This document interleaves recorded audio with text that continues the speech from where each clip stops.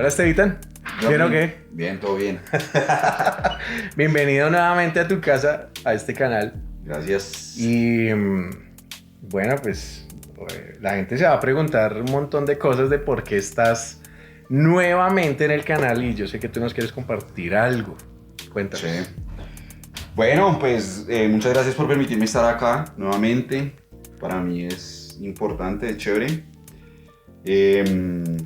Pues quiero contarle a la gente mi testimonio de cómo me convertí del cristianismo al mundo. Básicamente es eso. Al contrario, todo al contrario. Todo al contrario, sí. Entonces sí, quiero contar eso. Pues porque siento que es necesario para, digámoslo así, cerrar, digamos, ciclos, Sí. para ayudar a otros. Siento que es como una problemática que se está presentando en muchos lugares y hay muchas personas que están afectadas, que tienen muchos problemas emocionales, incluso psicológicos por este tema. Entonces, pues cuando uno puede contar su historia y que otros se identifiquen y digan, este man ha vivido lo mismo, uno puede hacer como red de apoyos, puede hablar con otras personas y eso sana, eso lo ayuda a uno a sanar. Bacano. Sí. Entonces cuéntanos cómo pasó todo. Naciste siendo cristiano. Sí. Okay. Mi contexto de mi vida, cristianismo puro, 100%. Mis padres, en el barrio donde vivimos, Patio Bonito, prácticamente fueron como los primeros miembros de una iglesia muy importante. Y desde que nací, pues, en la iglesia, metido allá en todo.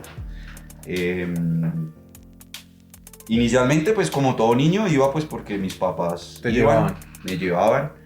Y pues uno es cristiano, pues porque sus papás son cristianos. Iba a parvulitos y bueno, a todo. Metido en todo. Ya un poquito más consciente cuando empecé a crecer, en la adolescencia, pues que uno ya empieza como a entender algunas cosas, pues uno ya empieza como a tomar decisión propia de no, yo quiero esto, quiero ser cristiano, mi papá es cristiano, yo debo ser cristiano, pues porque uno crecer en un contexto cristiano es bonito, uno vive una vida, digámoslo así, sana, alejada de muchas cosas que otras personas sí viven. Pues por ejemplo, uno veía a los compañeros del colegio a veces llegando llorando, ¿qué le pasó? No, que mi papá le pegó a mi mamá, yo nunca vi eso. No, que mi papá se emborrachó y vea cómo tengo los zapatos. Yo nunca vi eso, pues porque en el cristianismo uno vive como una vida bonita, perfectica, chévere, bacana. Algo bueno que resaltar ahí. Sí, entonces para mí eso fue bonito, pues porque mis papás sí, gracias al conocimiento del cristianismo, gracias a tomar la decisión de vivir ese estilo de vida del cristianismo, cortaron muchos contextos que hubieran podido replicar, como pasa en muchas familias conmigo y con mis hermanas, pero gracias a Dios eso nunca pasó. Mis papás sí conocieron de Cristo y como que cortaron muchas cosas, dejaron atrás muchas cosas y a nosotros nos dieron como que otra vida, sí, digámoslo así, y eso para mí es algo muy bonito. Diferente a la que ellos vivieron, por así decirlo. Exacto, y es algo que agradezco. Sí, mis papás crecieron en un contexto, por ejemplo mi mamá, en un contexto muy difícil, 11 hermanos, una sola, pues mi abuelita sola, el contexto de mi papá, pues un padre maltratador, un contexto difícil. Y pues yo no tuve que vivir nada de eso y es algo que yo le agradezco al conocimiento, o sea, al cristianismo como tal, sí, porque se rompieron muchas cosas, no solo en mi núcleo familiar, sino en mi familia como tal. Qué bueno. Y eso es chévere, eso es muy bonito. Entonces, pues sí, el cristiano de cuna. Entonces, como le decía ahorita, pues en la adolescencia, ya que cuando ya empecé a ser como más consciente de lo que era el cristianismo, como que me decidí a meterme en eso. Me gustaba, me apasionaba, me involucré en muchas cosas. Hice todos los cursos que se hacen en una iglesia para ser líder. Siempre me esforcé por ser un líder coherente o sea, que vivía lo que le enseñaba a los jóvenes. ¿Sí? Entonces, muy esforzado, hacía parte también de la alabanza. En general era parte de la rosca de la iglesia, amigo de los hijos del pastor general. Me sentía en muchas ocasiones parte de su familia, ¿sí? Yo iba, me quedaba allá, viajábamos, bueno, muy bacano, muy bonito, muy chévere. Pero fue una época bacana. Sí, una época muy bonita, la verdad es una época que yo recuerdo que pues es bonita, es muy bonita. Y pues cuando uno crece en eso y uno como que vive eso, pues es como un mundo, digámoslo así, como para que la gente de pronto que no entiende ese contexto, es como un mundo de fantasía porque todo es como tan perfecto, como que, ay, mi papá no hace esto, que sí hace su papá, es algo muy chévere, o sea, es algo muy bonito, es algo muy bonito. Entonces, pues como para entrar ya, digamos que en contexto de lo que yo le quiero contar a la gente, Sí. Ya un poquito ya más grandecito, empecé a ver cosas que a mí no me cuadraban. Yo siempre vi el evangelio, el cristianismo, la vida de Jesús como algo que realmente cambiaba el mundo. O sea, yo siempre veía que si una persona necesitaba cambiar su mundo, necesitaba a Cristo, y si conocía a Cristo, su mundo cambiaba. Y tenía una visión de que si todo el mundo llegase a los pies de Cristo, este mundo iba a ser distinto. Ese era mi propósito de vida, ese era sí, como mi gana de vivir era eso, o sea, la gente tiene que conocer de Cristo, aunque no era un cristiano, esos así arrepiéntete, conviértete, no, eso no, siempre fui enemigo como de ese fanatismo, y era como un cristianismo más vivencial, más de relación con Dios. Entonces como que trataba de que con lo que yo vivía y con lo que yo hacía, la gente viera algo muy distinto a lo que todos veían y dijeran, este man tiene algo diferente, algo bacano. ¿Qué es? Y tal, entonces muy metido en el cuento. Cuando ya empecé a ver lo que le decía, cosas raras que me empezaron a chocar a mí, fue ya cuando, no sé, tendría yo creo que alrededor de 14 años, que ya uno es más consciente de algunas cosas. Tenía un caso muy cercano de llamémoslo un pastor auxiliar de esa misma iglesia a la que yo asistía, que pues tenía el llamado, el ministerio, que quería surgir, pero entonces como él era tan cercano, pues siempre veía que vivía situaciones económicas muy difíciles, pues porque la iglesia no podía cubrirle un salario, no sé, digámoslo, más grande. Que cubriera todas sus necesidades. Exacto, sí, pues porque como en las iglesias se tiene la idea de que como es un servidor, tiene que adaptarse a lo que la iglesia puede y pues Dios le va a proveer. Sí. Ese es el pensamiento, creo que en muchas iglesias. Usted hágale, que Dios le provee, Dios proveerá. Dios lo respalda. Sí. Pero pues eso, pues cuando uno ya es más grande y vivirlo y ver que, esta persona, su hija, por ejemplo, va a terminar ya sus estudios de secundaria y quiere aspirar a una universidad, y como que, ¿cómo hago? No puedo. ¿Dónde va a sacar? Ver esa persona preocupada, no me alcanza, estoy debiendo arriendo, Entonces para mí era muy confrontante, o sea, era como, ¿por qué si el pastor X o el pastor general gana bueno, vive bien, esta otra persona que hace lo mismo, que es un llamado muy igual, ¿por qué no puede vivir tranquilamente? Si la iglesia tiene las condiciones necesarias para que todos vivan tranquilamente. Es una iglesia grande, todos deberían vivir tranquilamente. Entonces... ¿Eso te hacía pensar? Sí, a mí me hacía eso, como dicen en los videos, me hacía mucho ruido. Entonces... recuerdo que pues como éramos parte de la rosca, nos invitaron a un cumpleaños del pastor general, y ahí fue cuando yo tuve como la primera desilusión o como el primer conflicto con mi fe o con lo que era el cristianismo como tal. Pues porque como yo crecí en ese contexto, siempre veía que el cristianismo tenía que llegar a las personas a transformar su entorno social. O sea, yo no veía, o sea, para mí el cristianismo no era eficiente con decirle, ay, Cristo te ama, sí. Él te ama, ¿no? O sea, uno tenía que hacer algo por la gente como lo hacía Jesús. Jesús caminaba con la gente y tenía hambre, les daba de comer. Jesús caminaba con la gente y estaba enfermo, lo sanaba. Entonces, pues uno no tiene los poderes de Jesús, pero tiene las herramientas para que si esta persona tiene hambre y mi iglesia es grande y puede suplirle a esta persona alimento, pues suplámosle el alimento, ¿sí? Como que haya un trabajo de trasfondo social real. No solamente la parte religiosa, por así decirlo. Exacto, como de hágale, Cristo te ama, ¿sí? Yo nunca creía en eso. Creía que pues si el mensaje era tan poderoso y tan real, uno podía realmente cambiar el trasfondo social de las personas. Entonces, bueno, en ese cumpleaños resulta que cuando empezaron la repartición de los regalos, empezaron a darle unos regalos al pastor general muy ásperos, o sea, muy, severo, qué chimba.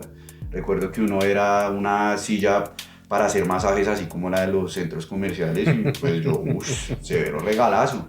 Imagínese. Después vi que también en esa misma le regalaron una cicla de esas de gimnasio, Y yo como que ahí yo empecé, pero o sea, no entiendo. ¿Por qué sí hay para estos regalos, pero para esta persona que necesita, por ejemplo, para que su hija estudie, no hay?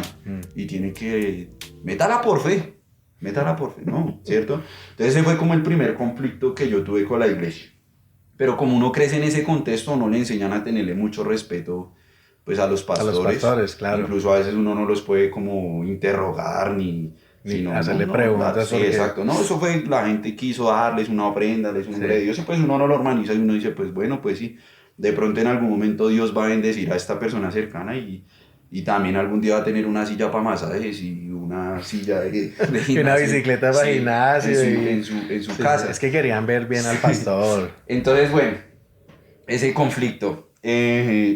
Siempre, como les decía ahorita, intenté ser muy coherente pues en mi vida cristiana. O sea, si yo le decía a los jóvenes, hey, no fornique, pues, parce, parado, yo esforzado por no fornicar. Yo recuerdo incluso que en la universidad conocí unas amigas que quiero mucho, me hacían mucho bullying por eso, porque en una ocasión, no me acuerdo por qué, encontraron un libro de sexualidad en mi maleta. Y el libro era algo de... Bueno, era algo sobre la pureza sexual. Y pues ellas, que no sé qué, cómo así, que esto, que lo otro. Entonces para mí era como, no, es mi estilo de vida. Forma de ser. Ustedes son las que están mal, yo tengo la verdad absoluta, yo soy cristiano, lo que yo hago está bien, lo que ustedes no, algún momento lo entenderán, Entonces, bueno, muy metido en el cuento del cristianismo. En un punto, Dios me dio el privilegio de hacer parte de una organización que cuando estaba en la universidad me permitió conocer a líderes de otras ciudades, de paisas, caleños, costeños, y que también eran cristianos, líderes cristianos. Uno de los requisitos para ser parte de esta organización era ser líder cristiano, hacer algo dentro de su iglesia, y ellos le contribuían y le ayudaban a uno económicamente con los estudios universitarios. Era muy bacano, es una experiencia así, una experiencia que le debo mucho porque al llegar allí y al conocer personas de otras culturas y de otras ciudades, a mí se me abrió la mente en muchas cosas porque, pues, como siempre crecí en esa iglesia, creía que el cristiano genuino era el que se formaba de esa forma, bajo esa idea, bajo ese concepto.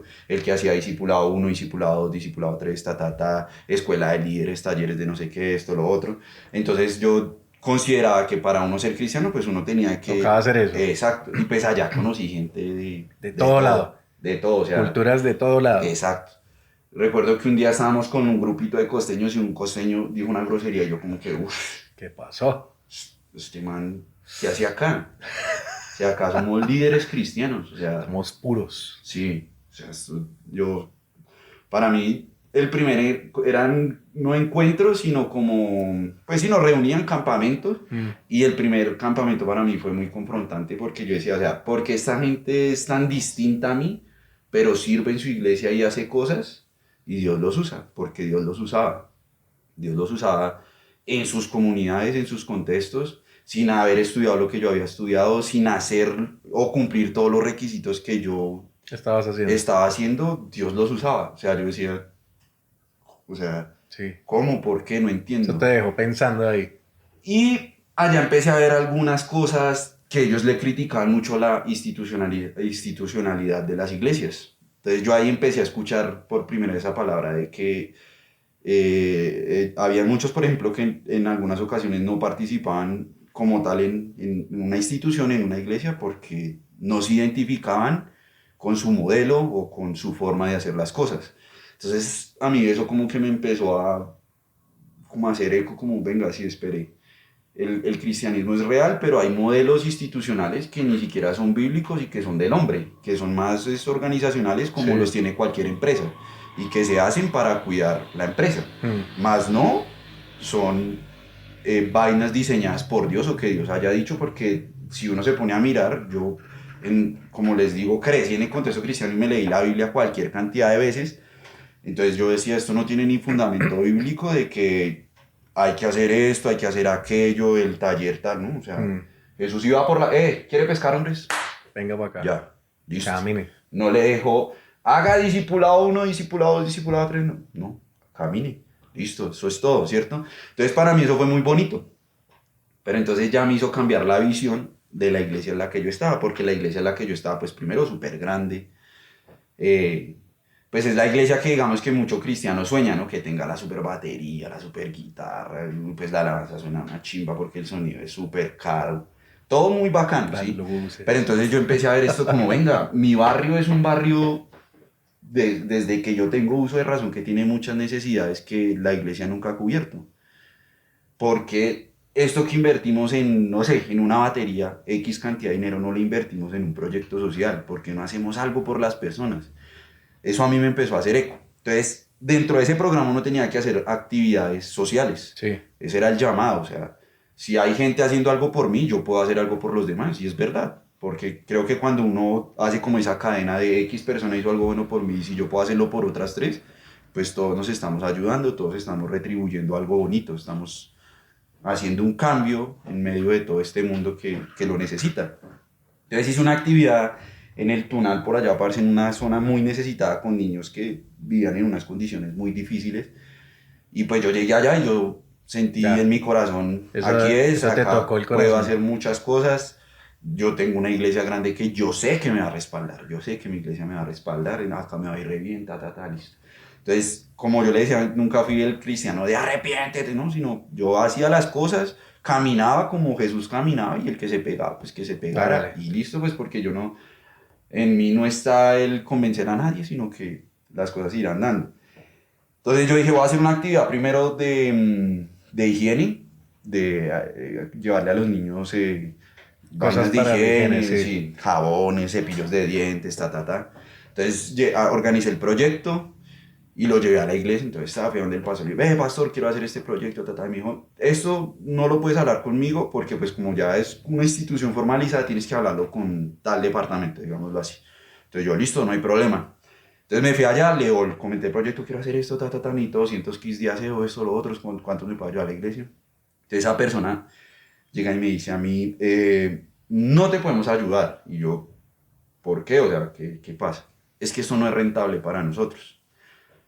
Entonces, yo Uy. quedé como así que rentable. Es una palabra fuerte, ¿no? Exacto, sí, yo no entiendo el concepto de rentabilidad acá. O sea, acá no interesa la rentabilidad, sino la gente. No sabía que acá se invertía. Exacto, no entiendo, o sea, para mí fue como, Un o sea, choque. fue como el primer Qué o sea, cacheta. ¿cómo así? Sí, entonces, pues yo, bueno, nada, listo, si acá no se puede, pues yo miro dónde me muevo. Yo me acuerdo que con la gente de la universidad, parce, lesbianas, alcohólicos, manes que fumaban marihuana, con la gente del mundo, yo les dije, parce, estoy haciendo esta actividad y pues ya mucha gente como que medio me conocía que, el cristiano, porque me invitaban a tomarme una cerveza y yo, uy, no, amigos, yo los quiero mucho, pero cerveza. Hasta ya no, sí, No, sí. eso es pecado.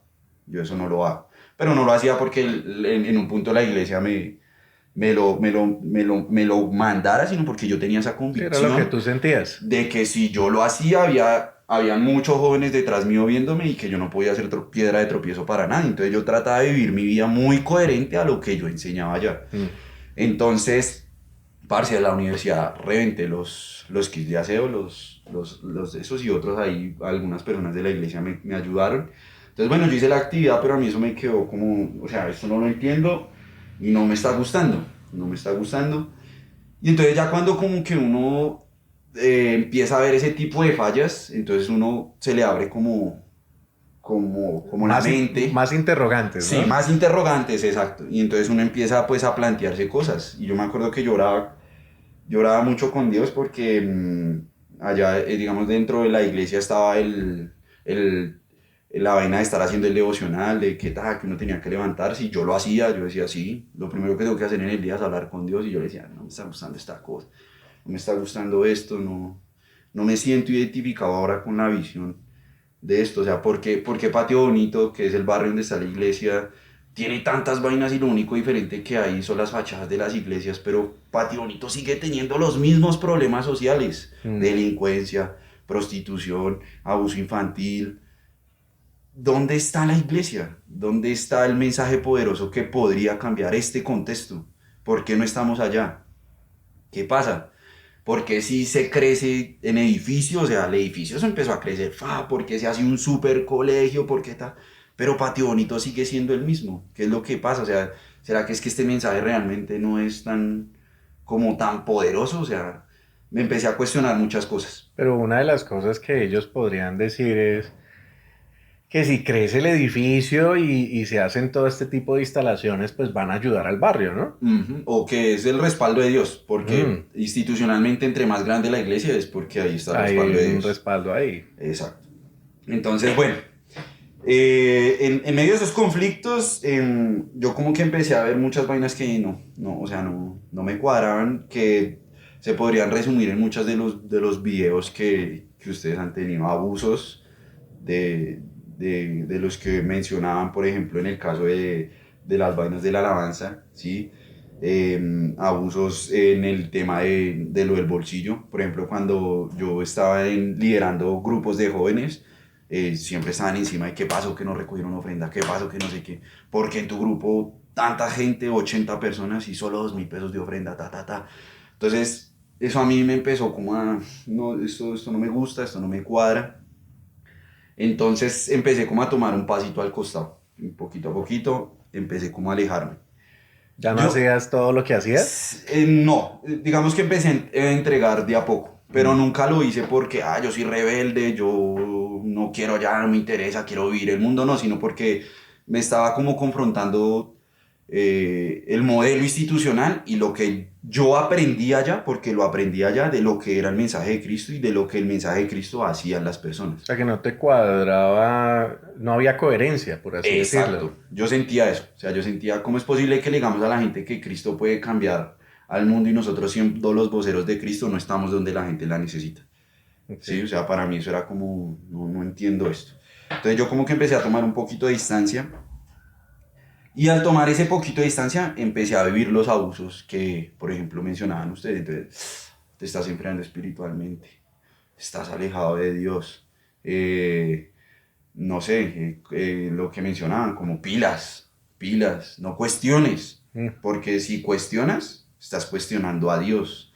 Entonces cuando uno crece en ese contexto y a uno le empiezan a hacer este tipo como de señalamientos, para uno es muy difícil. Claro. Para uno es muy difícil, pues porque uno dice, uy, venga, ¿será que sí?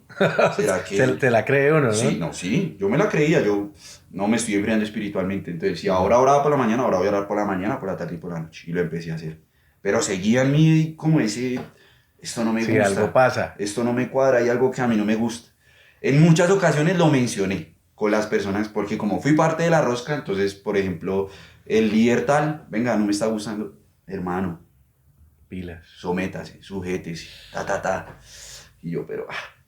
Entonces recuerdo que en ese punto en el que yo me empecé a alejar un poco, yo siempre he expresado lo que pienso y lo que me gusta a través de mis redes sociales. Me gusta mucho hacerlo. Me gusta generar controversia. Me gusta poner a la gente a pensar porque en muchas ocasiones veo cosas que a mí me hacen pensar, que a mí me hacen dudar. Y en medio de esos cuestionamientos y en medio de esas dudas he encontrado respuestas que me han hecho crecer. Así es como uno crece. O sea, entonces, si uno no se pregunta cosas, pues... Entonces yo empecé como a nombrar muchas cosas a nivel institucional, no mencionando mi iglesia, sino que sucedía en muchas iglesias a través de mis redes sociales. Entonces, por ejemplo, en un punto estábamos en medio como de unas elecciones acá en Colombia y la participación, lo primero que a mí me rayó mucho de los cristianos fue el tema del plebiscito.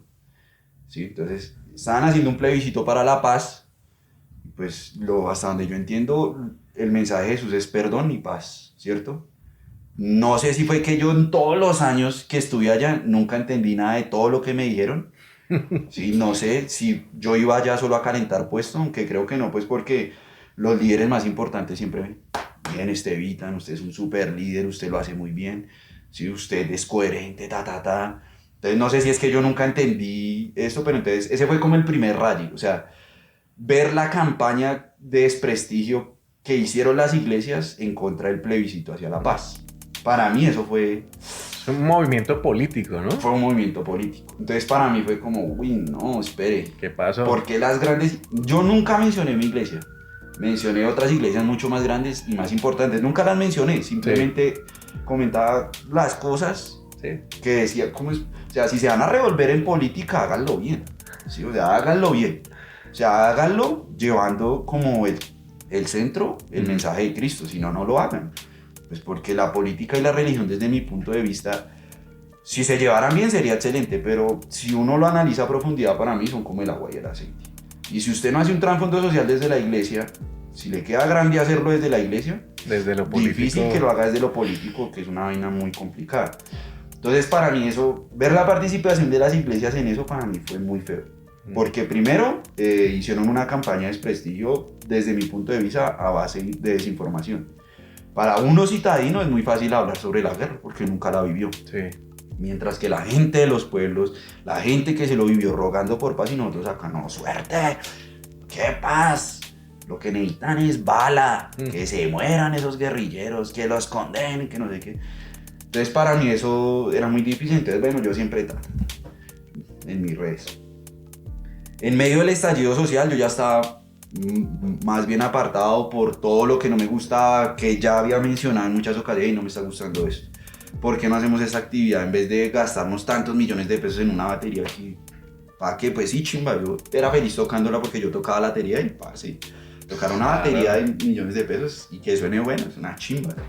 Pero yo decía, esto es innecesario, o sea, ¿cuántas iglesias abrió Jesús? ¿Con cuántos? No, man, andaba y predicaba y ya. Entonces, en medio de ese alejamiento y en medio de las pullas que yo tiraba respecto a la participación política de las grandes instituciones en el medio político, porque aparte de eso también manipulaban en muchas ocasiones a la gente, por ejemplo, orando por X candidato y diciendo, este es el elegido de Dios. Ya, porque así lo hacen. Sí, todavía. Este es. Todavía. Hermanos, este es. No el de si van a votar, Sí. Entonces manipulan de esa forma. Entonces, en medio de eso, tal vez, no sé si dije o escribí cosas con las que se sintieron aludidas. Entonces, en un punto en el estallido social tuve un encontronazo directo a través de redes, no de insultos, no de agravios ni nada, sino de opiniones contrarias con el pastor general de esa iglesia, de la iglesia a la que yo participaba. ¿Eso fue hace cuánto, más o menos? Eso fue como post-pandemia, en el medio del estallido social. El de ahorita. Sí, el de ahorita. Entonces una persona, una hermana X subió, yo siempre estuve a favor, no de los desmanes, pero sí sentía que el estallido social sí tenía validez, sí, porque estábamos viviendo cosas que no se estamos hablando de los huevos de Carrasquilla. Exacto. Entonces sí habían cosas que lo justificaban. Entonces las iglesias, fuera de que manipulaban a las personas diciéndole, este es el elegido de Dios, que después le dijeran a la gente, hey, no, lo de nosotros no es político, nosotros tenemos la visión en otra. Entonces ahí sí cambiaban el discurso. Pilas ustedes con ir a participar en marchas, pilas ustedes con participar en movimientos políticos, entonces para mí era como, o sea, esta gente redoble, o sea, le dicen a la gente que voten por y cuando la gente quiere ir a pelear por sus derechos, entonces no, pilas, ustedes están pecado. Sé de casos de gente que en mi iglesia y en muchas iglesias que supieron que participaron en marchas y usted no puede tocar, usted no puede hacer su X servicio, pues porque usted es un pecador, porque usted participó en las marchas. Entonces en medio de eso una persona subió un día un post de Martin Luther King súper desatinado y ni siquiera dentro del contexto histórico, que decía que Martin Luther King había hecho muchas cosas sin nunca tirar una piedra, o sea, técnicamente como desvirtuando el estallido social. Aunque era otro criterio, pero bueno, un poquito de historia. Él estaba muy a favor de las marchas sin violencia, ¿no? Exacto. Y es verdad que logró muchas cosas, aunque muchas de las personas que marcharon alrededor de él y otros líderes sociales de su momento sí estaban a favor de la violencia y tuvieron más que hacerse sentir, defenderse debido a la violencia tan fuerte con la que sometieron al grupo de la gente de la negritud en Estados Unidos, ¿no? Aunque él estuvo muy a favor del tema y es verdad que logró muchas cosas sin violencia. Pero bueno, todo estuvo rodeado, yo creo que de las dos cosas. Pero pues él tiene su mérito total. Exacto, sí, obvio, sí. No, y yo nunca desmerité lo hecho por él. Simplemente dije, puede que él no, pero su movimiento sí hizo, por ejemplo, que muchos negros hicieran boicots en los buses para que les dieran su valor y pudieran sentarse. Y sin necesidad de violencia, eso sí, fue muy bacano. Entonces yo posteé eso, sí, pero no, Entonces ahí me contestó el pastor general como de una. Tal vez por lo que yo ya había en otras ocasiones subido cosas referentes a eso, me escribió y sí, y tú aprendes a no estar dictando discursos de odio y no sé qué, bueno, y empezamos como con el encontronazo de... Ahí en redes. Sí, pero como yo digo, o sea, pues las redes sociales son para eso. Sí, si para yo discutir. difiero de lo que Jordi piensa, pues yo le comento, no, Jordi, yo estoy en desacuerdo con ya, y por eso no me tengo que ni enojar, no, normal. Es la forma de pensar de Jordi, es mi forma de pensar. Entonces, como en medio de ese post, entonces el pastor general me contesta una vaina como, después de que yo comenté lo que percibía respecto a esa imagen, me dice como, sí, tú aprendes a no generar discursos de odio, que no sé qué, que que no lo entendí y le respondí. Y pues empezamos como en un encuentro de opiniones. Pues él con su pensamiento y yo con el mío, los dos válidos. Que muy bien, sí, normal. Pero pues como uno crece en ese contexto y literalmente a uno le enseñan como que, o es como en el ambiente y todo, pues los pastores son incuestionables, son los siervos de Dios, a ellos no se les Siempre puede. tienen la razón. Exactamente, entonces como que para mucha gente que me conocía dentro de esa iglesia, pues fue como, ¡oh! Esteban está cuestionando al pastor. Entonces, Esteban se agarró con el pastor general. Esteban está en contra de nuestro pastor. ¿Sí? O sea, pues para mí fue como... Pues yo lo dije ahí, pues muchas personas se sumaron a esa discusión, ¿sí? Pues que yo lo veo normal, parce, o sea, como un debate. ¿Sí? Las redes sociales son para eso, para debatir, para dar opiniones, y quien las sabe manejar bien las maneja, y quien no, pues sí, normal. Para mí nunca hubo improperios o groserías, nunca lancé un discurso de odio, sí, nunca. Y ¿qué pasó entonces? ¿Te volvió a contestar el pastor? Resulta que al otro día recibo un mensaje como de que lo sorprendía mi actitud, que no sé qué, que me estaba haciendo enemigo de la iglesia. Entonces yo como que, o sea, yo le respondí muy educadamente, la verdad no recuerdo muy bien, pues porque a uno sí le da como, parce, o sea, me metí en la... ¿qué estoy haciendo? Sí. El pastor, o sea, el pastor me está llamando la atención, o sea, no, o sea, estoy alejándome. Terrible. O sea, de verdad me estoy descarriando. Entonces, yo le respondí muy educadamente, pues le dije, no, pues yo simplemente dio mi opinión. Si usted se quiere... porque me mencionó en el mensaje que no era la primera vez, sino que ya durante muchas ocasiones estaba lanzando pullas a la iglesia. Y yo estoy lanzando pullas a la institucionalización en general, porque lo que están haciendo no está bien, no tiene fundamento bíblico y no es de Dios, punto. Y lo seguiré haciendo, pues porque no está bien. Sí. ¿Sí? No se puede revolver las cosas. Y lo seguiré haciendo. Si ya ustedes en su institución se sienten aludidos con lo que yo digo, hay que ver y analizar qué se está haciendo mal. Y pues ahí se cerró porque no me contestó más. Prácticamente él decía de que o me arrepentía o ya no iba a seguir siendo mi amigo. Y yo pues bueno, normal, ahí quedó la cosa. Estaba en mi casa, ya otra de las cosas buenas que le agradezco a la iglesia es la mujer que conocí, con la que me casé, y estábamos en mi casa, cuando me empezaron a escribir, ¡oh! Pues mucha gente de la iglesia, ¡oh, parce, se le están dando garrillo! ¿Qué pasó? Yo no entendía. O sea, tú ya das por cerrado el tema. Sí, yo no, pues ya, pues una discusión ya de pasó. redes, todo bien. Pues yo ya estaba alejado de muchas cosas, ya había entregado muchas cosas también porque ya, pues por lo que les había mencionado. No te identificabas. No me identificaba, pero pues me sentía todavía parte de eso. O sea, el hecho de que estuviera, digamos, como en un bajón, no significaba para mí que no importaba. Y eso te iba a preguntar, o sea, para ti, tú seguías siendo parte de esa institución. Yo me consideraba parte, pues okay. porque le entregué mi vida. Sí. Le entregué mi vida, o sea, no le entregué 1, 2, 3, 4, mi vida. ¿Cuántos años ahí llevabas? Crecí ahí, o sea, yo me sentía parte. Entonces, pues cuando me empezaron a escribir que, ay, que no sé qué, que, uy, que se le están dando garra, uy, que solo falta que digan su nombre, que es el otro, yo... ¿Qué pasó? No entendía y no quería saber, sí. Pero pues, parce... Uno se termina enterando. Me pudo más la curiosidad y puse la predica. Y el pastor general, frente a la congregación y en el púlpito, me llamó enemigo de la iglesia. Para mí, fue muy duro. O sea, para mí fue, o sea, fue un golpe duro. Y se atribuía cosas de mi realización personal que yo como que, este man está muy equivocado.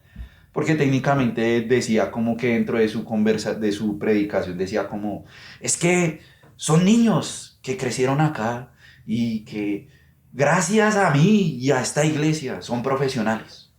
Y yo, pues, la iglesia no tiene absolutamente nada que ver con mi título profesional, o sea, es algo que yo me gané a pulso, es algo que yo luché.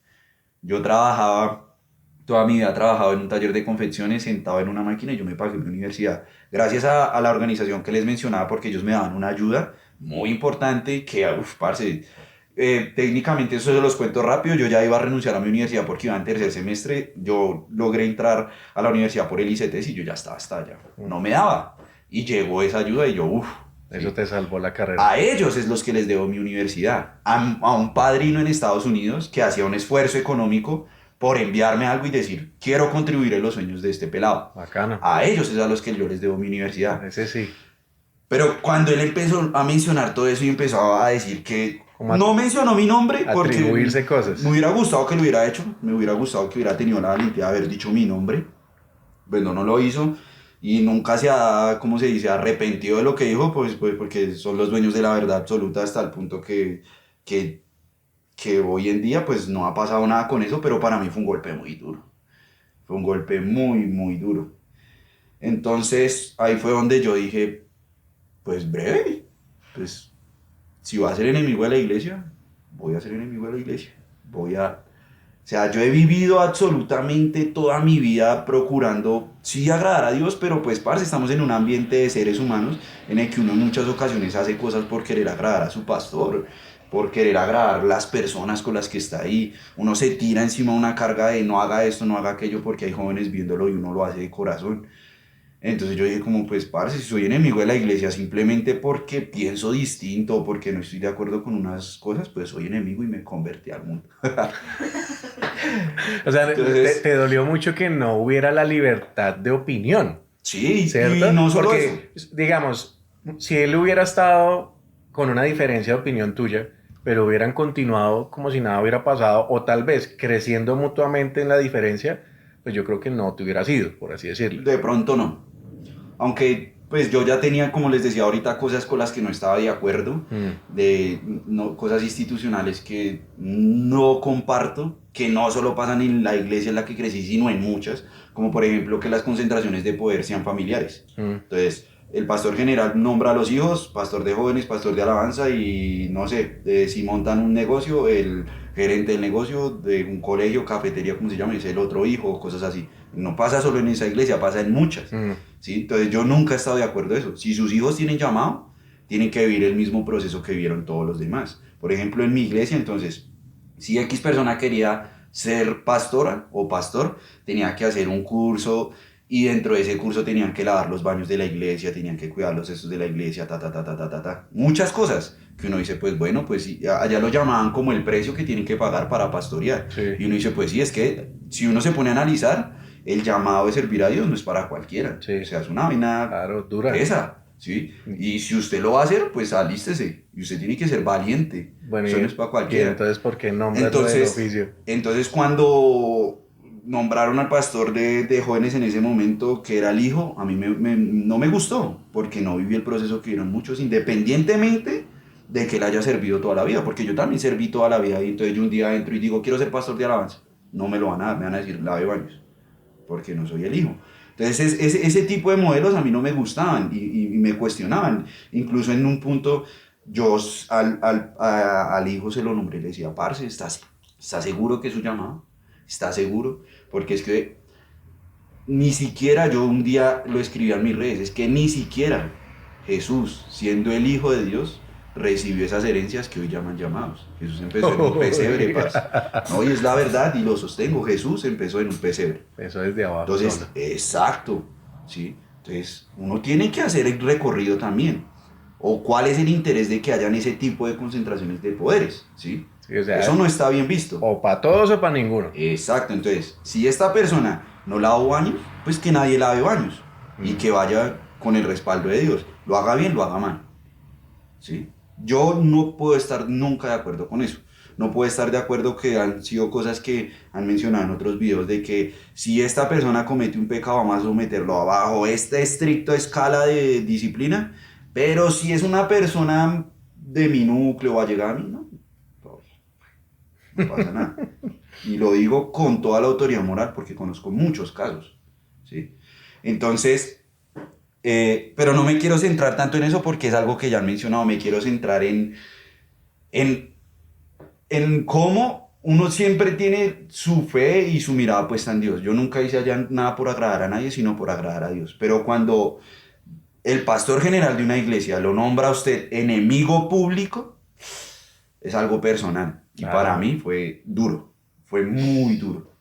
Yo honestamente, pues, no sé, yo sé que lo que es la parte de las creencias para el ser humano es una parte muy importante, es un área muy importante, ¿sí? La parte de las creencias, independientemente lo que la gente crea, es algo muy importante. Cuando yo viví eso de esa predicación, honestamente se los digo, yo sentí como si me hubieran arrancado algo de mí. O sea, era la única persona que sabe lo que yo viví fue mi esposa, pero era como, parce, como un vacío. O sea, yo sentía como, le dediqué toda mi vida a algo que vea, o sea, ¿con qué propósito? Si solamente por pensar, opinar diferente, vea. Él al llamarme enemigo público de la iglesia, para mí era muy doloroso porque trabajo en el barrio donde queda la iglesia. Por ejemplo, que hubieran personas que lo conocían a uno, que crecían con una iglesia y que uno fuera por la misma acera y se cambiaran de acera. Uf. Para mí eso era... O sea, la gente se contagió de ese mismo sentimiento que el pastor predicó. Sí, pues porque él es el pastor y él lo predicó y me nombró enemigo público de la iglesia. Entonces para mí era, uy, parce, doloroso. O sea, yo ¿qué hice de malo? Era muy difícil, muy difícil. Entonces resulta que yo empiezo a vivir ese proceso como de desconexión con Dios. Yo sentí como,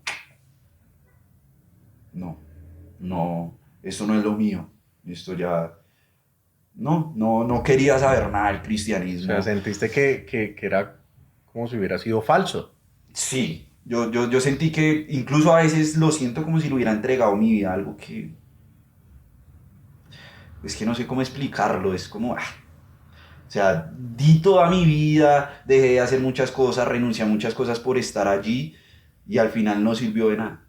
Porque hoy en día pues no sirvió de nada. Si yo me pongo a analizar a veces, yo digo, el mensaje de Cristo sí es tan poderoso, yo tuve que haber traído muchas personas a Cristo y llevé muchas personas a la iglesia, pero no a Cristo. Porque el modelo institucional está basado en eso, en los números. Entonces para mí muy difícil. Entonces empiezo yo ese proceso, parce. Muy duro, porque yo sentía un hueco, o sea, es algo indescriptible, es como un vacío re feo, parce. O sea, usted se acuesta y no tiene ganas de nada, usted se levanta, usted no tiene ganas de nada. Lo que usted antes tenía como un hábito que era levantarse y dar gracias, usted no quiere dar gracias por nada, no me importa nada. Si hoy me muero, chimba. Así pensaba. No me interesaba nada. No tenía ganas de trabajar, no tenía ganas de nada. O sea, de nada, de nada. O sea, podemos llamarlo como una depresión. Como una depresión. Pues no, nunca me fui a un psicólogo ni nada de eso, pero es la etapa de mi vida y el sentimiento más horrible que he podido vivir. Pues porque es como que todo lo que te enseñaron de niño y todo ese mensaje bonito y de amor nunca fue verdadero. Y quien más tenía que haberlo puesto en práctica, lo único que hizo fue para abajo. No lo demostró. No te sujetas, no piensas como yo pienso, para el piso. Ya, acá no sirve. Chao. Entonces, empieza un proceso. Yo cuando digo que me convertí al mundo, no digo que yo me fui a vivir la vida loca.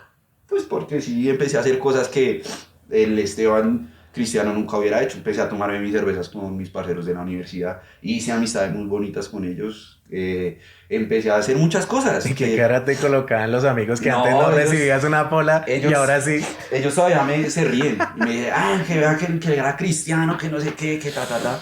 Pero sabe, parce, que desde que yo me alejé de eso he podido ser más de impacto para ellos que cuando fui cristiano, porque me convertí en una persona más real. O sea, se quitó una barrera, tal vez. Exacto.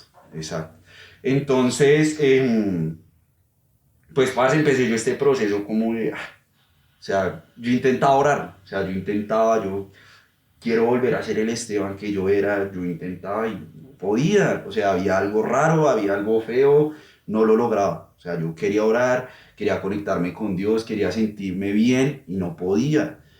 Es una vaina horrible, lo que digo, es como si a uno le arrancaran una parte de su ser que uno no puede revivir y que uno lo intente y que uno lo intente y no se puede, no se puede.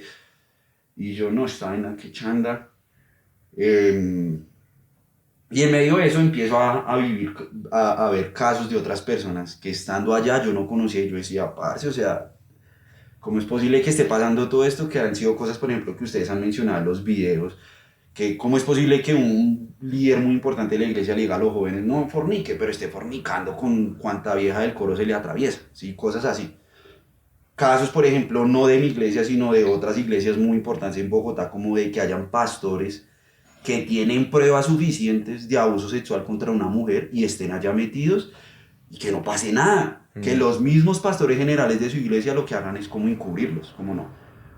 Y que a quienes, porque yo vi la predicación después de que se soltó eso, los llamen también enemigos de la iglesia. O sea, los incuestionables.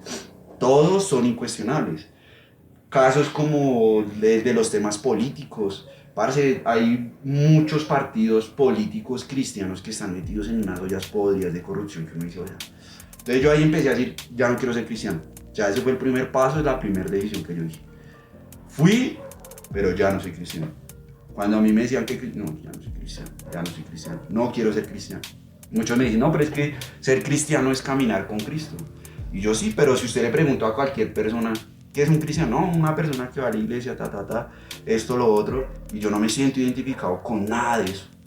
Si la gente me quiere conocer a mí, que me conozca como Esteban, y si yo puedo ser ese canal para que en un momento se conecte con Dios o conozca a Dios, pues que lo haga, pero yo no soy cristiano. Y eso te iba a preguntar.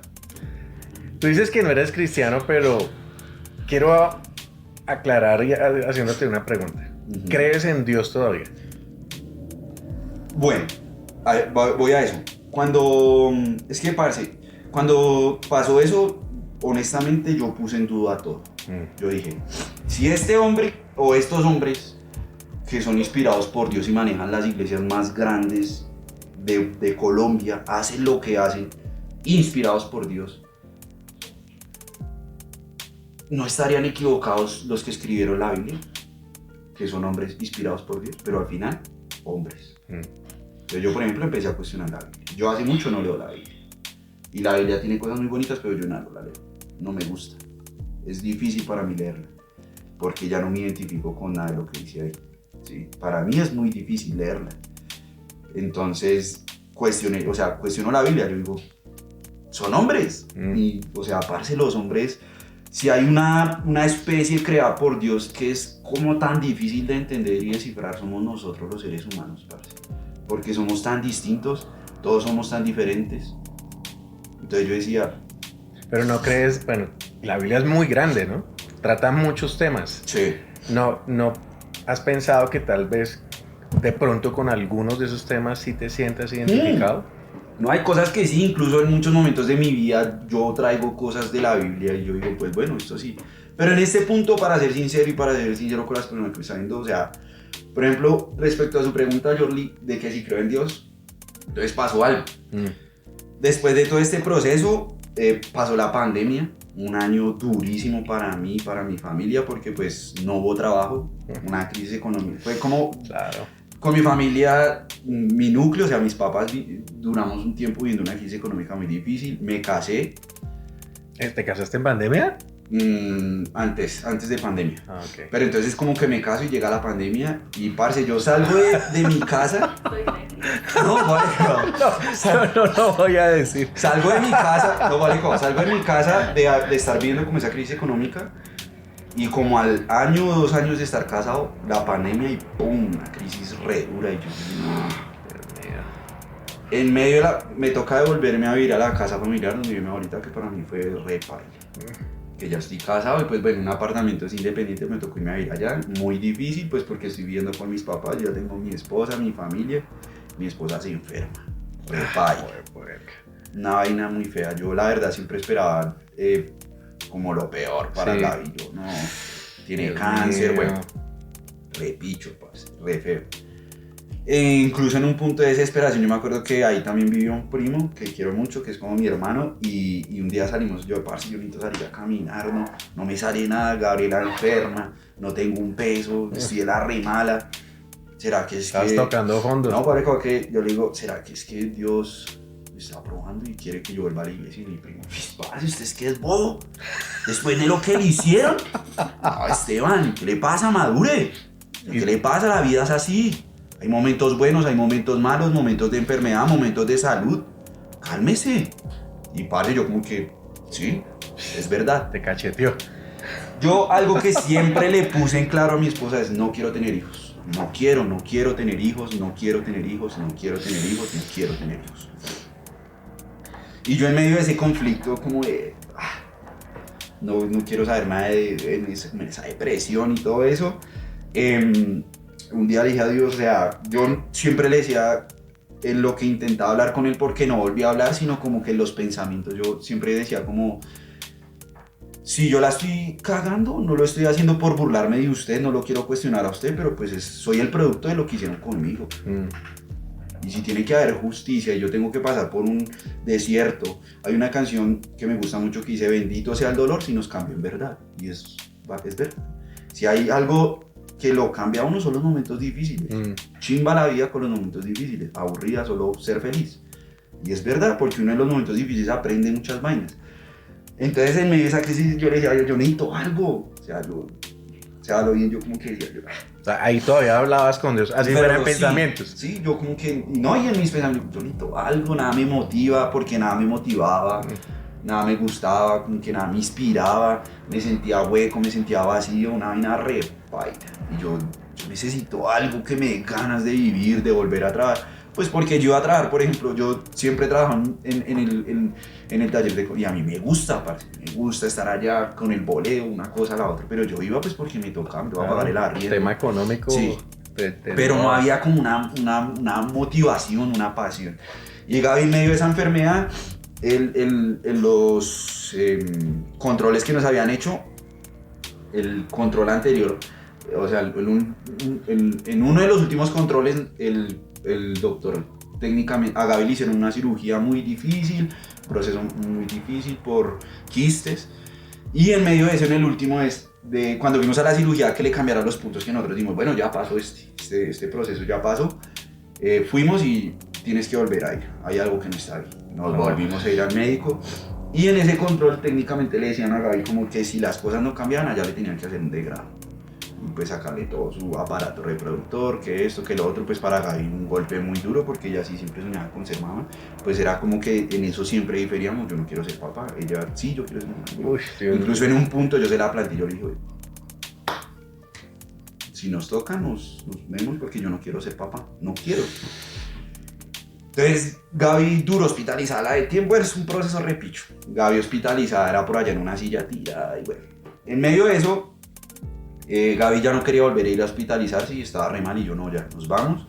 E incluso en el taxi yo iba pensando a Gaby le van a hacer un degrado, esto va a ser repicho, va a ser yo como que, o sea, más duro todavía. Repaila. Y esperando la peor noticia del mundo, incluso yo en mi grupo familiar les escribí WhatsApp, vamos para el médico y todos como que saben, no, pues ánimo, acá estamos con ustedes. Y me llaman, por favor, el esposo, bueno, el acompañante de la paciente. Y entro yo y Gaby estaba en una camilla con una pantallita al lado. Cuando llega y me dice, Gaby, antes de eso llega y me dice, amor, te voy a decir algo, pero tienes que pensar muy bien lo que me vas a decir, pues porque estoy embarazada. Y yo, ¿qué? O sea, para mí fue re... ¿Qué pasó? No o sea, entiendo. Estamos en otro proceso. O sea, primero porque los médicos nos habían dicho que no se podía. Sí. Que era muy difícil. Gaby vivió su depresión de usted ya no va a ser mamá. Y yo como que, pues no vas a ser mamá. Como tú pues no querías, digamos... de apoyarla, sí. Pero pues para mí era como... Sí. Pues amor, yo no quiero ser papá. Pues cuando a mí me... Y yo miro al enfermero y el enfermero me hace como... Y yo... Yo soy muy explosivo, gracias a Dios en ese momento lo único que se me ocurrió fue abrazar a Gaby y salir. Parce, yo salí de ahí con un mareo. Yo no. ¿Cómo así que papá? Ay, güey, de tanto que le dije que no tengo ni plata para pagar el arriendo. Uy, estaba en la mano. No. Bueno. O sea, seguías más para el fondo. Sí. Cada que como que llegaba algo peor y yo, no, eso es Dios, eso es el diablo. A veces uno como que como ha crecido siempre en ese contexto, uno hace de eso una verdad. No, es que sí. Usted se está burlando de Dios, el diablo me está pateando, no sé qué. Entonces, bueno. Gaby pasa los 9 meses de embarazo y voy a ser muy honesto, como lo he sido con ella, y para mí no fueron fáciles, fueron deprimentes porque yo nunca quería ser papá y yo pensaba, estoy rayado yo con el tema de la religión, no quiero ni vivir, ahora cómo voy a inspirar a este niño. ¿Para qué? Sí, o sea, no, o sea, ¿para qué lo va a traer a este mundo, Picho? ¿Para qué? Muy difícil el embarazo. Parce, nace Gabriel y ahí respondo a su pregunta de que si creo en Dios. Ha sido Gabriel. Gabriel ha sido como ese algo que yo le pedí a Dios y que yo necesitaba para volver a sentirme Esteban, para volver como a revivir, para sentir motivación de hacer algo, para, no sé, ha sido el amor más chimba que he experimentado. Te volvió a llenar. Yo ya no creo en el Dios que creía cuando era cristiano. Creo en el amor. Soy apasionado por el amor, creo en la fuerza del amor, creo que el amor lo puede cambiar todo. Creo que cuando nosotros en medio de las diferencias aprendemos a amar, podemos construir un mundo distinto y mejor. Pero aún continúo con muchas cosas como en proceso. De ese proceso, por ejemplo, no sé cómo presentarle directamente a Dios a mi hijo, porque no quiero que sufra lo que tú viviste y que viva lo que yo viví, ¿sí? Pues porque contarlo es fácil, pero irle rechanda, parce. Porque es una vaina muy fea. Entonces sí, no, por ejemplo, no sé cómo presentarle a Dios porque no quiero que viva lo mismo que yo viví. Pero sí quiero que sea una persona que entienda que acá venimos a trascender, a amar, a transformar, ¿sí? ¿Y si él decide ser cristiano?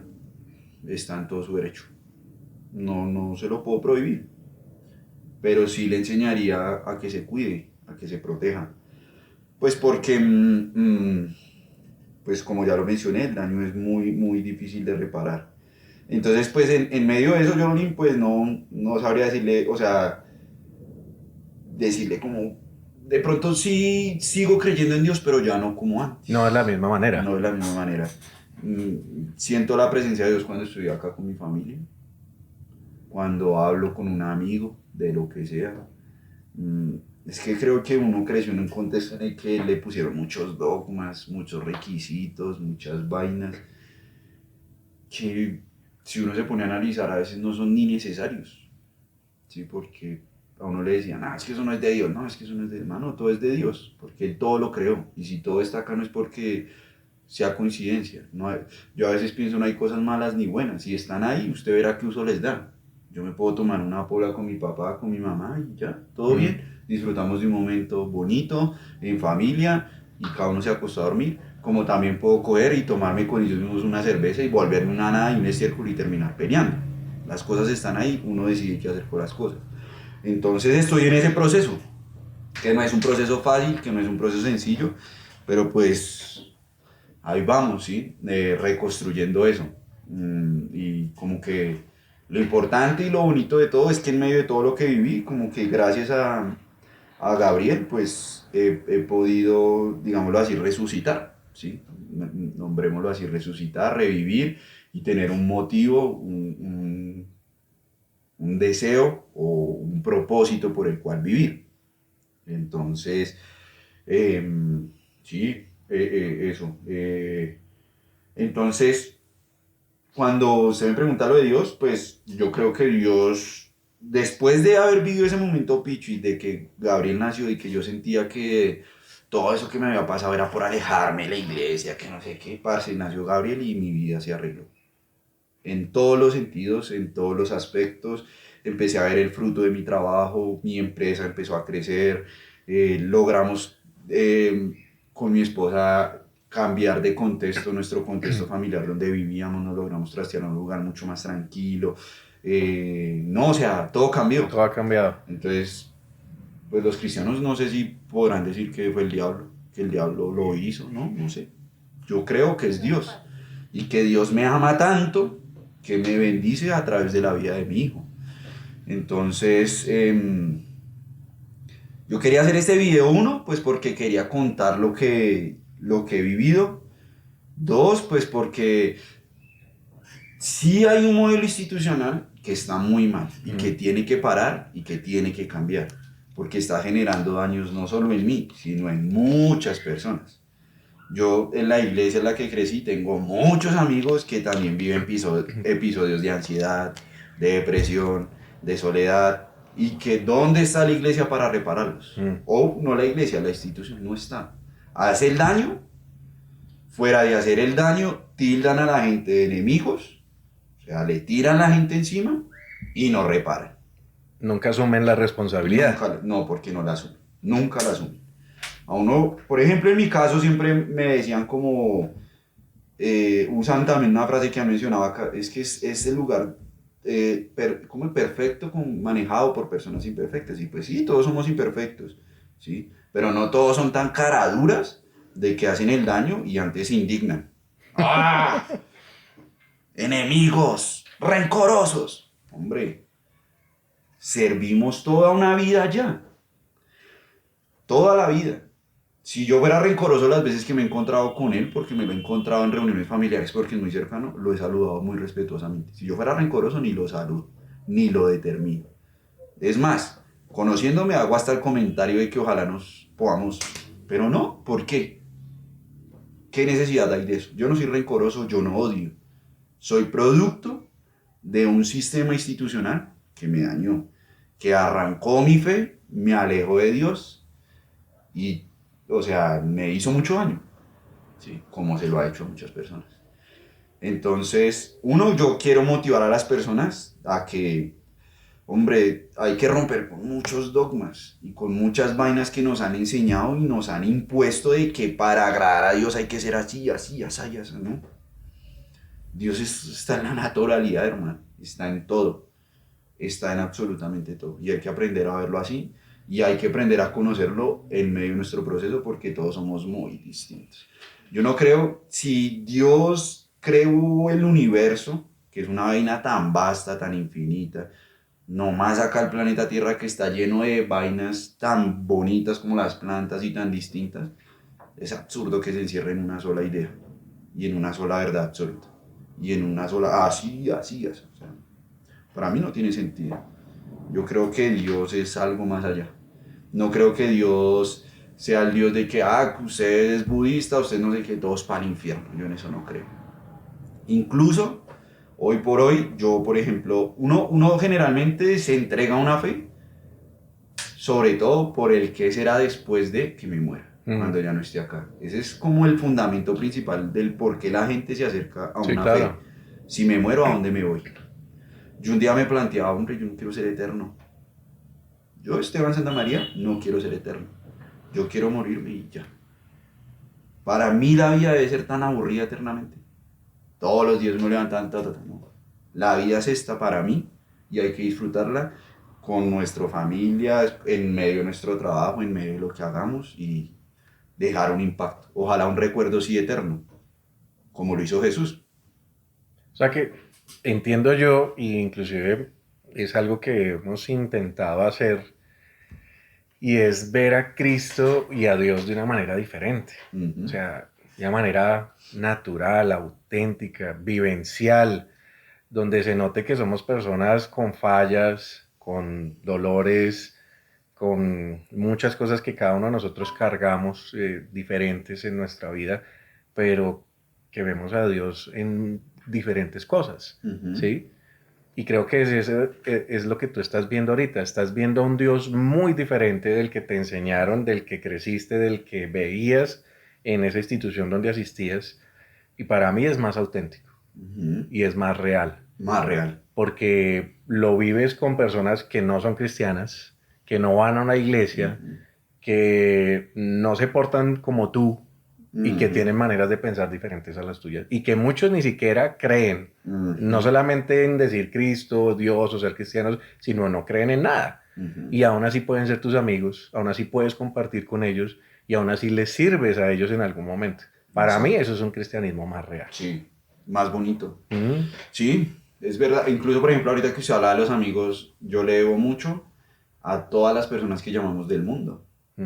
Pues el modelo institucional está hecho para uno apartarse de todo, mano. De todo. Yo me acuerdo que incluso una vez vi un anuncio en un grupo de Facebook que decía arriendo apartamento y decía como, o sea, que uno de los requisitos era ser cristiano. Y yo decía, parce, o sea, esto es hasta discriminatorio, o sea, ¿hasta qué punto hemos llegado con esa escala moral de soy cristiano? Entonces yo tengo una escala moral así, porque yo soy cristiano y los demás, por debajo, pecadores. Sí, y yo le debo mucho y le debo muchísimo a los pecadores. Porque cuando yo me alejé de las iglesias, los que siempre creí mis amigos en esa institución, nunca estuvieron. Te dieron la espalda. Nunca estuvieron. Nunca. Ni en un mensaje, ni en nada. Pero esas personas a los que llamamos del mundo, los pecadores, los chandas, ahí estuvieron. Y fueron mis amigos. Y me ayudaron a levantarme. Y para mí eso tiene más valor que cualquier cosa. Claro. Y eso no quiere decir que odie a esas personas, porque como se lo digo, así como me encontraba al pastor general y lo he saludado respetuosamente, me encuentro a mucha gente y los abrazo, nos saludamos, y ellos siguen allá asistiendo, pero nunca hablamos de nada, simplemente cómo le va bien, cómo está, chévere, listo, ya, sí. Chao. Porque yo no tengo que hacerme enemigo de nadie. Si yo me viviera lleno de rencor y odio, eso es un peso, es para mí. Voy a vivir más yo, amargado, ¿y para qué? Ya destruyeron una gran parte de mi vida, le voy a dar más poder a que sigan destruyendo más. No tiene sentido. Entonces, yo con este video quiero decirle a toda la gente, a motivar a la gente a cuestionar, a dudar, a pensar. ¿Sí? Porque de verdad que es un modelo en el que todos lean esto, todos piensen esto, todos digan sí, todos digan amén. Ya, no. Sin derecho a pensar o a dudar. Sí, y uno lo vive y uno está allá y uno, uy, estoy en la que, estoy bien. Los demás, mal, yo estoy bien porque yo estoy con la gente que tiene la verdad absoluta. Pero cuando uno rompe esa burbujita y uno dice, uy, no, parce, o sea, el mundo es muchas vainas, porque uno vive en una burbujita. Y cuando uno rompe esa burbujita y uno se da cuenta de todo lo diverso, de todo lo distinto que es el mundo, uno dice... O sea, para mí, aunque fue un proceso muy doloroso y muy difícil, ha sido un proceso muy gratificante por la palabra que usted utiliza ahorita, John, y es que me ha ayudado a ser un Esteban más real. Me siento real. Y si el día de mañana es real lo del juicio y yo tengo que ser eterno, le rendiré mis cuentas a Dios personalmente y le diré, pues viví esto, hice esto y esto, aquello, y yo no creo ya en ese Dios así de, pecador, es que... Yo me acuerdo que incluso cuando estaba en la universidad yo me tomaba una cerveza, parce, y yo me sentía de asco. O sea, yo no, donde hubiera pasado un joven. Entonces estoy siendo piedra de tropiezo, sí, no sé sí, qué. Sí. Y yo sé que muchos que ven este video van a decir, después a decir, pero es que lo que él dice no tiene ni base bíblica. Eso no tiene respaldo, eso no es cristiano, eso no es de Dios. Yo sé que lo van a decir. ¿Sí? Pero hombre, o sea... me hizo daño todo lo que viví allá, ¿sí? Me hizo muchísimo daño, entonces por eso ya no puedo ver a Dios de esa forma. Para mí sí lo tiene.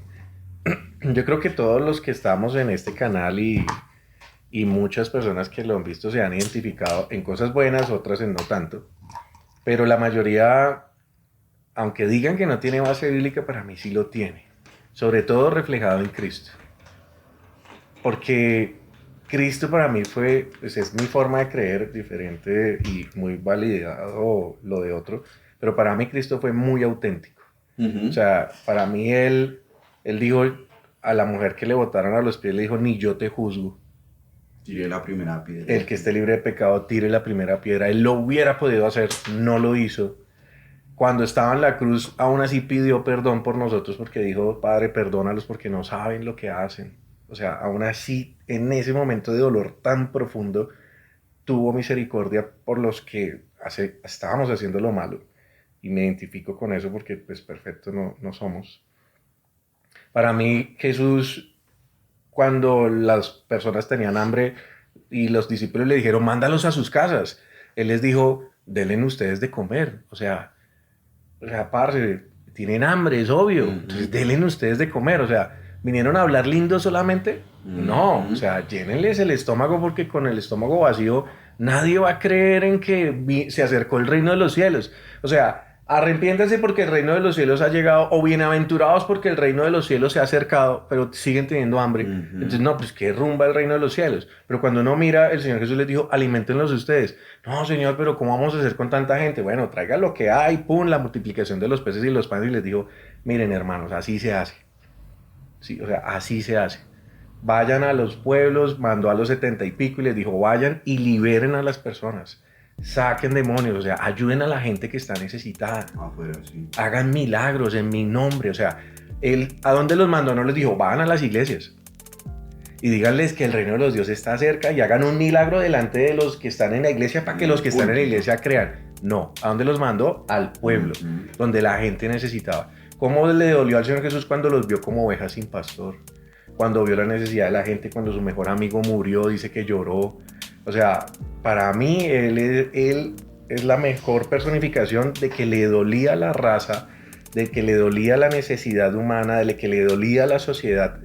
Y es algo que yo veo en ti y en muchos de los que ven estos videos, que están viendo a un Jesús y a un Dios diferente, en la calle, afuera, en la cotidianidad, donde la gente que lo necesita, y no en un púlpito necesariamente, donde confunden congregarse con ir a ver una predicación y dar un diezmo. Ya me congregué. Donde se les olvida que el versículo anterior en Hebreos 10:24 dice, incentivémonos unos a los otros al amor y a las buenas obras. Quiere decir, interesémonos por el otro. Donde eso de verdad es una congregación. No ir a escuchar a un pastor y dar un diezmo. Para mí, esa es mi manera de pensar ahora. Ya no veo a Dios de esa manera como lo veía antes. Después de casi 18 años metido en una iglesia. Entonces, para mí sí tiene fundamento, Esteban. Para mí sí tiene fundamento bíblico. Y también que si uno analiza bien, yo sigo creyendo mucho en la vida de Jesús. O sea, no como antes. Y Jesús era un enemigo de la institucionalización. Lo mataron. Por eso lo mataron. En la iglesia. Por eso lo mataron. ¿Quién lo mató? La iglesia. ¿Por qué? Por poder, por temas económicos, por temas políticos. El sistema lo mató porque él no cuadró con el sistema. Jesús era el enemigo de la iglesia. ¿A nosotros nos llaman enemigos de la iglesia? Bueno, Señor, gracias porque nos identificamos contigo. Sí, yo por ejemplo quería también decir eso, o sea, lo que decía ahorita la gente, o sea, hay que cuestionarse, hay que dudar, hay que preguntar, hay que pedir cuentas. Claro. Pues porque en medio de todo el crecimiento se da gracias al esfuerzo del trabajo de la congregación. Eso no es que allá tienen una mata que multiplica las ofrendas, eso es con el trabajo de la gente. A mí, ¿sabes qué me cuesta? Cuando uno le pregunta a la gente y dice, no, es que yo cumplo con dar el diezmo, y allá el pastor. Eso, yo no estoy de acuerdo con eso. Digo, pero ¿por qué? Si tú sabes que lo que tú estás dando en esa iglesia no se está usando para lo bueno, sino se está usando para intereses personales de ellos o de su familia, ¿para qué sigues dando? No, es que el pastor en algún momento Dios le va a tener que dar respuestas a Dios. Bueno, pero si tú ya sabes que están haciendo lo malo, pues no lo des ahí. Exacto. Con esa plata ayuda a otros o haz otra cosa importante. El Señor Jesús nos demostró que por lo que Él más va a pedir cuentas es por lo que tú hiciste por tu prójimo. Sí. Por eso te va a pedir cuentas, no por cuánta plata diste en la iglesia, sino tú que hiciste por tu prójimo. Porque Él dijo, porque tuve sed y me diste de beber, tuve hambre, me diste de comer, tenía frío y me diste de vestir, y eso que lo hiciste por mí. Lo que hiciste por uno de mis pequeños lo hiciste por mí. A mí me diste. Ahí dice la palabra que Él va a reclamar es por eso, por lo que tú hiciste por tu prójimo. No por otra cosa, no cuántas horas pasaste en la iglesia, cuántas horas oraste, cuántos diezmo diste, nada, ¿qué hiciste por tu prójimo? Sí. Eso es lo que Él va a reclamar, hermano. Entonces, para mí eso es un Cristo vivencial y yo lo veo así. Me duele cuando una persona diga, ay, Él va a tener que dar cuentas. Pues si tú ya sabes que no hacen lo bueno, pues haz algo por tu prójimo. Para mí, si una persona literal a mí me dice, yo ya no voy a la iglesia, pero yo me intereso por la gente, la ayudo, estoy pendiente de ellos, me intereso por su crecimiento personal y espiritual, eso ya es iglesia, eso ya es congregarse. Sí. Eso es estar haciendo más que estar sentado en una iglesia escuchando predicaciones. Y teniendo en cuenta que también que el crecimiento espiritual es algo muy personal. Total. No todos, espiritualmente no todos crecemos de la misma forma.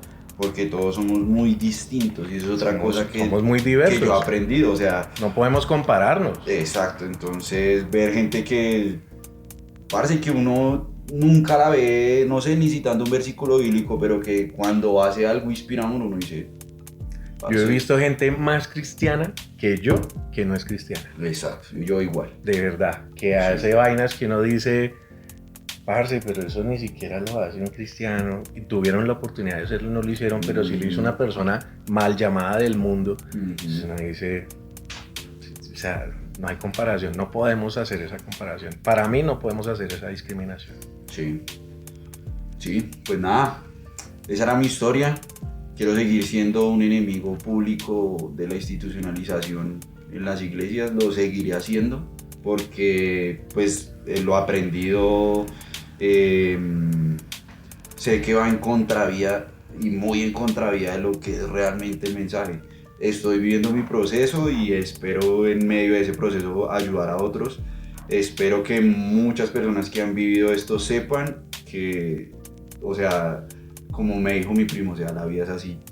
Sí, o sea, el dolor se va a acabar. Porque tengo amigos que aún no han podido sanar. Yo no he sanado del todo, pero tengo amigos... Pero vas en tu proceso. Tengo amigos que aún no han... Por ejemplo, yo encontré ese alivio con mi hijo. Hay personas que no han encontrado ese motivo o esa razón y tienen su corazón, sí lo tienen lleno de mucho dolor, ¿sí? Entonces decirle a la gente, les envío mucho amor, mucho ánimo y que eso se va a terminar. Va a llegar un punto en el que eso se va a terminar. Que no hay que seguir abriéndole la puerta como a ese poder que ejercen ellos sobre uno y que lo hace sentir a uno del asco, ¿por qué no? Mano, Dios nos trajo aquí a todos con un propósito y ellos no son los dueños de la verdad absoluta. ¿Sí? O sea, se pueden cuestionar y se equivocan, porque se equivocan y se equivocan mucho. Son muy caraduras porque han tenido muchas oportunidades, muchísimas, para reconocer sus errores y no lo hacen. Y siguen incitando incluso al odio, a veces a la congregación, a que odien a todos a los que piensan distinto porque no son de Dios. Todos somos de Dios, todos somos sus hijos. Todos estamos aquí hechos a su imagen y semejanza. Sí, es que Jesús no murió por uno, sino por otro. O sea, Jesús murió para que nadie se pierda, más todos tengan vida eterna. O sea, la muerte de Jesús fue una oportunidad para todos. Para todos. Sí, entonces eso... seguir haciendo ruido, Jordi. Hay que hacer mucho ruido. Hay que hacer mucho ruido porque se necesita. O sea, yo creo que este tipo de canales y de medios son como una enseñanza, ¿sí? O sea, uno aprende de todo, ¿sí? Yo veo los videos y aprendo cosas bacanas que uno dice, uff. Y no son prédicas, pero uno aprende. Y uno se conecta con cosas que uno dice, uy, qué bonito esto, qué bonito aquello. Entonces hay que seguir haciendo ruido porque, hay que incomodar al poder. Cuando el poder no está bien ejecutado hay que incomodarlo, porque si no sigue haciendo daño y sigue replicando y sigue pasando por encima de gente. ¿Y quién los para? ¿Quién los detiene? ¿Sí? Eso tiene que llegar a un par. Ojalá sea por ellos que un día diga, uy, venga, sí. Aunque es muy difícil porque pues somos seres humanos y muchos seres humanos se enceguecen por el poder. Yo veo eso en muchos pastores muy importantes de este país, que llegan a un lugar de privilegio en que se enceguecen por el poder y no les interesa nada.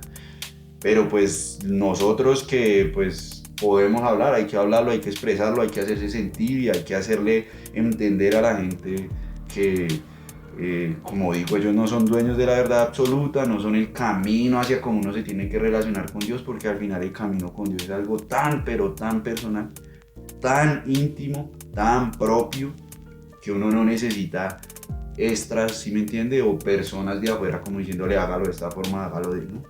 Todos tenemos un viaje muy distinto en la relación con Dios, todos, ¿sí? Y no hay un viaje igual, todos los viajes son diferentes. Entonces,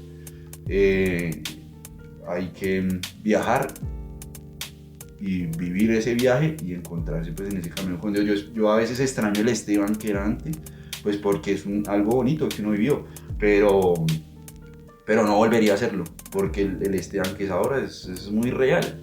y se cuestiona, pelea, yo a veces peleo, con Dios, hago cosas que el Esteban de antes nunca habría hecho, pero no me siento ni en lo más mínimo desechado por Dios por hacerlo. Todo lo contrario, soy real y Dios me conoce tal y como soy ahora. Así es, Gordito. Entonces, espero que al final, si hay un camino en el que yo tenga que rendirle cuentas porque fui real y no porque siempre fui como una imposición o un avatar allá, usted haga esto, usted haga lo otro, usted haga esto, por acá, ¿no? Y nada, invitar nuevamente a la gente a sanar, hay que sanar porque sí es feo y difícil, pero se logra, sí se logra sanar. Gracias, Gordito. Gracias a ustedes. ¡Corte!